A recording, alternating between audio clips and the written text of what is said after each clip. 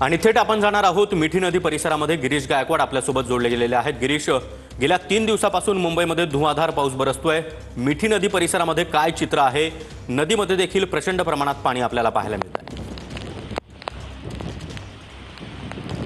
नक्की सागर, आपण पाहतोय की मिठी नदीने सध्या अकराळ विक्राळ रूप धारण केलेलं आहे। माझ्या मागे आपण पाहू शकता मिठी नदीचं हे पात्र आहे आणि या ठिकाणची जर दृश्य पाहिली तर आपण कल्पना करू शकता की सध्याची परिस्थिती मुंबईची कशी आहे। आणि जर अशाच पद्धतीने आणखी पुढचे 5 ते 6 तास धुवाधार पाऊस पडला, मुसळधार पाऊस पडला तर मात्र ही परिस्थिती हाताबाहेर जाण्याची शक्यता सुद्धा नाकारता येत नाही आणि त्यामुळे यंत्रणांनी त्याबाबत सुद्धा उपाययोजना आखणं अत्यंत गरजेचं आहे। ही सगळी दृश्य आपण पाहतोय मुंबईची मिठी नदी आहे आणि मिठी नदीचं जे पात्र आहे ते पूर्णपणे ओसंडून वाहतानाचं चित्र सध्या तरी पाहायला मिळते। दुसरीकडे आपण जर पाहिलं तर दुसऱ्या बाजूची ही सगळी दृश्य मी माझ्या कॅमेरामॅन सिद्धेश नाईकला सांगेल दाखवावी, जेणेकरून आपल्या लक्षात येईल की कशा पद्धतीचं सध्या वातावरण या संपूर्ण परिसरामध्ये आहे। मोठी मिठी नदी आहे जी पवईपासून या ठिकाणाहून माहीम क्रीकपर्यंत जाते आणि मुंबईचं एक फुफ्फुस म्हणून याला ओळखलं जातं। आणि आपण पाहतोय की कशा पद्धतीनं हे संपूर्ण मिठी नदीचं जे पात्र आहे ते पूर्ण भरलेलं आहे, ओसांडून वाहतंय आणि अगदी काठावरती आलेलं आहे। जिथे जी संरक्षण भिंत आहे त्या भिंतीपर्यंत हे पाणी जे आहे ते पूर्णपणे भरलेलं आपल्याला चित्र पाहायला मिळतं। आसपासच्या जो झोपड्या आहेत त्यांना सुद्धा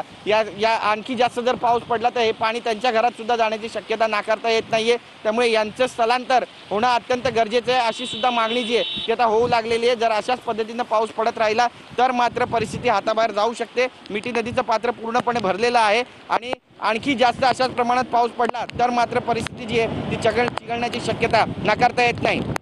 सागर, नक्कीच गिरीश, त्यामुळे मिठी नदी परिसरात देखील आता प्रचंड पाणी आलेलं आहे।